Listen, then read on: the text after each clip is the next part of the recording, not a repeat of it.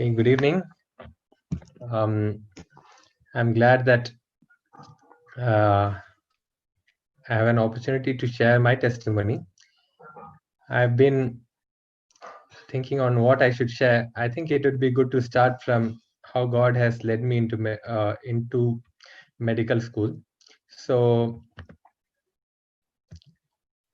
I got admission in a government medical college through the entrance exam, and it was purely God's grace and miracle.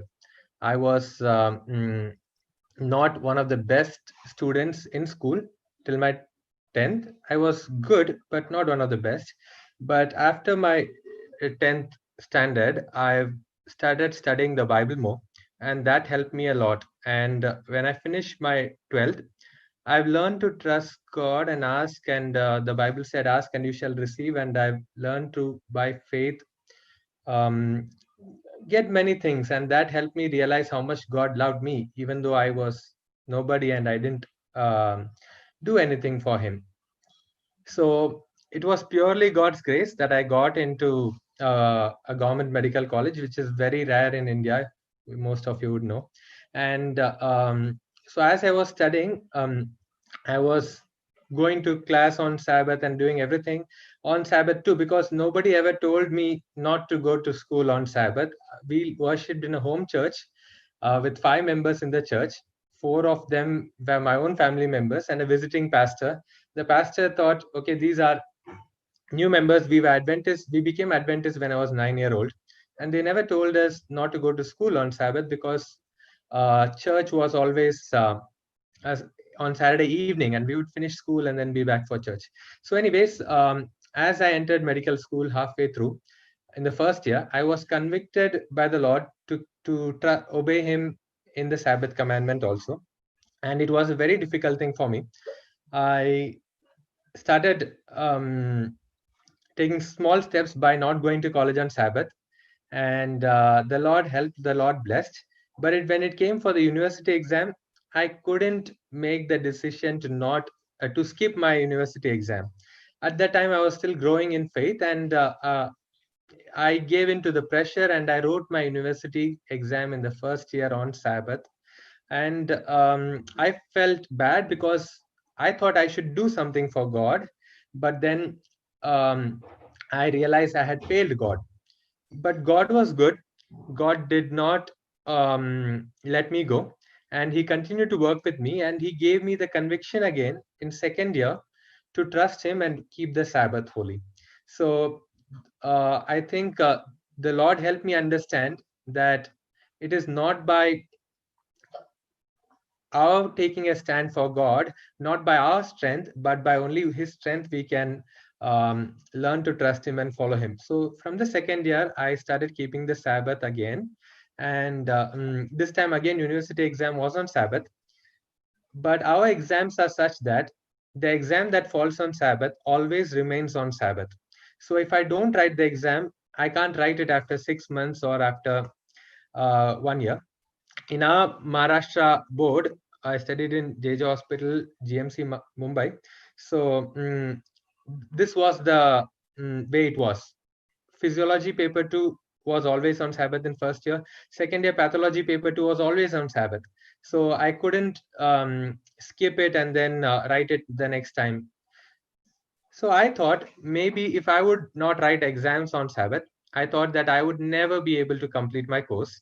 And I was praying to the Lord that the Lord would help my parents understand that their son may never become a doctor. And I was more interested in sharing what Jesus did to me.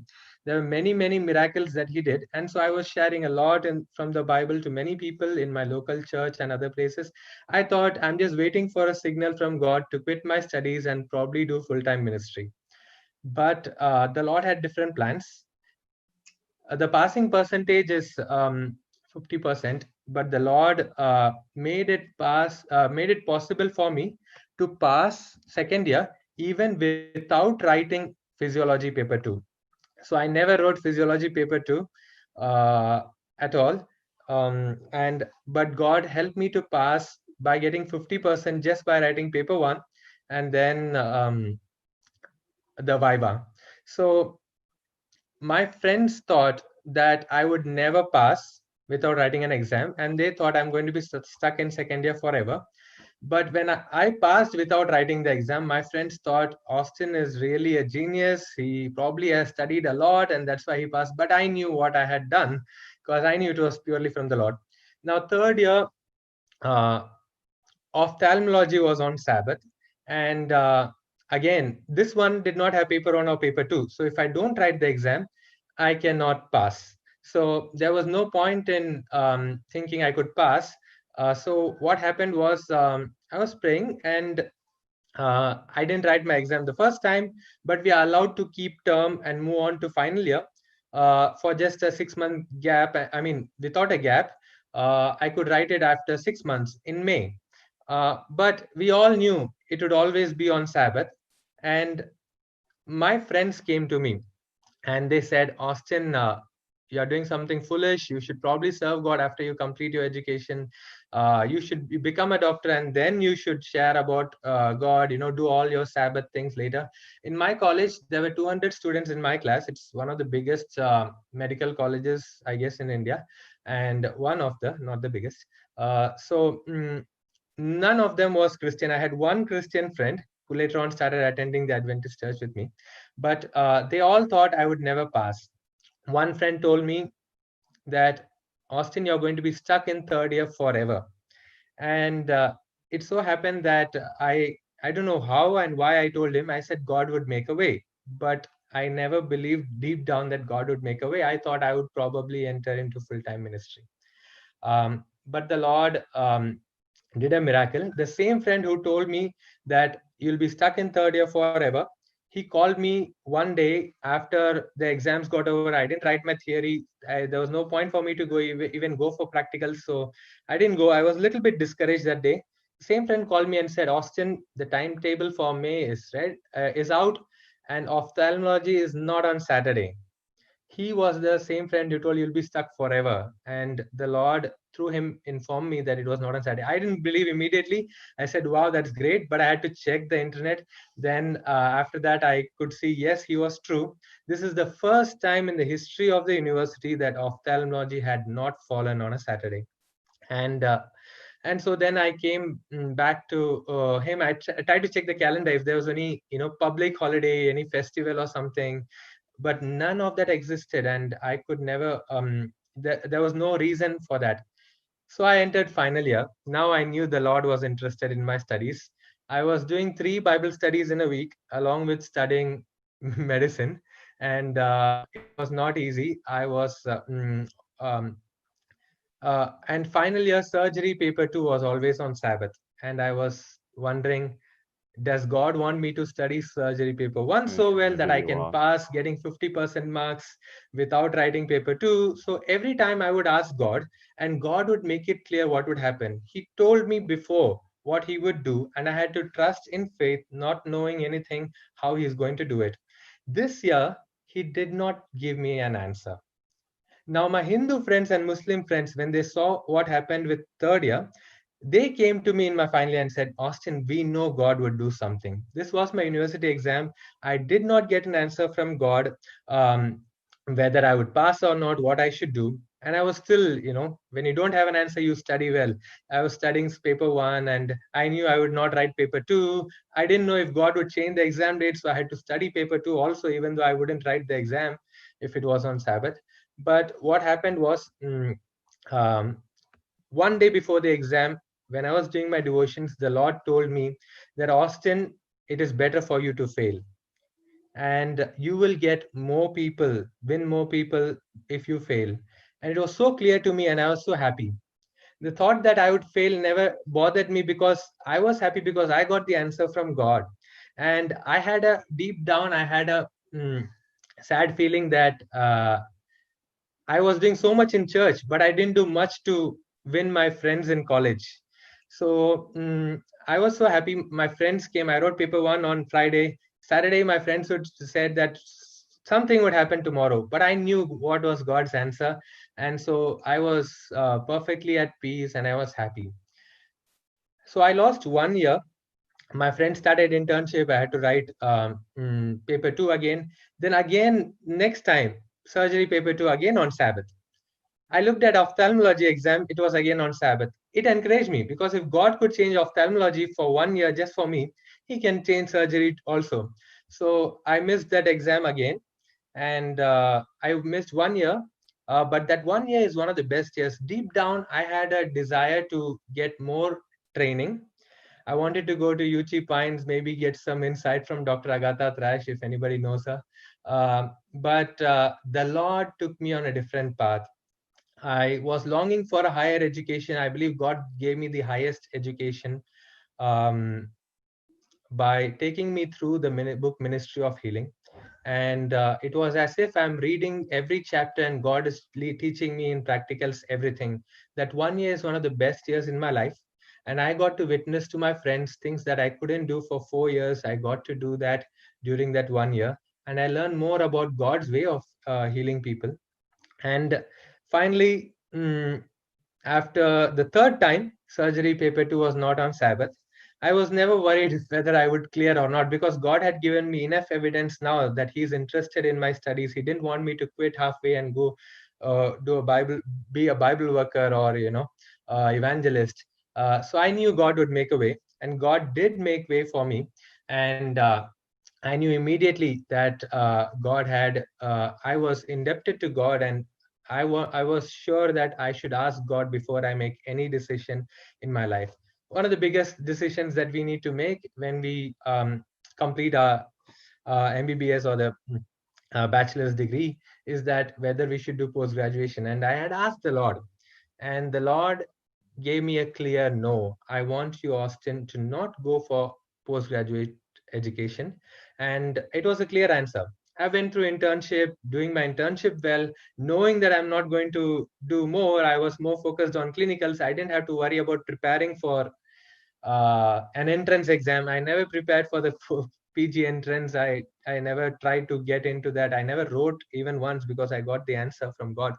And almost halfway through internship, you have so much pressure from people trying to ask God. So I again asked God, God, so many people are telling me if at all I do it, it's now. And again I asked God, again I got the answer no. And so I finished. I did a 1 year bond with the government.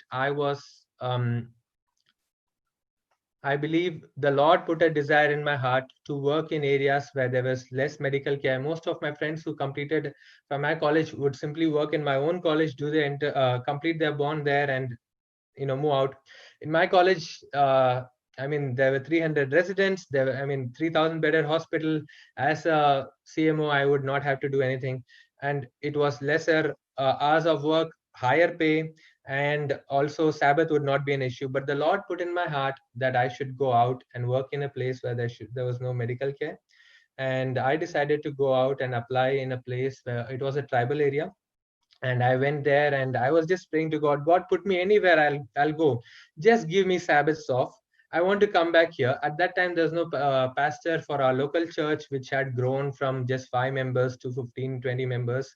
And so I said every Friday, Saturday I would be back here home, and then I would almost be a pastor. Sometimes I would translate the message into Hindi from Tamil, and sometimes I would preach. I was preaching in 3, 4 churches every Sabbath, so I didn't want to do that Sunday house visiting. It was all the Lord working out for me, and so God put me in a place 3 hours away from my home where it was a tribal area. I was the only doctor. I had to manage all these cases, snake bites and poisonings and all infectious diseases you can imagine, with very low resources. And the Lord helped me, even though I was alone. And there, the Lord put a burden for me to work in missions where there was not many doctors, and that burden still remains. And it's also not just that mission, it's also that wherever the gospel has not gone, where God has I believe God has called me to go there.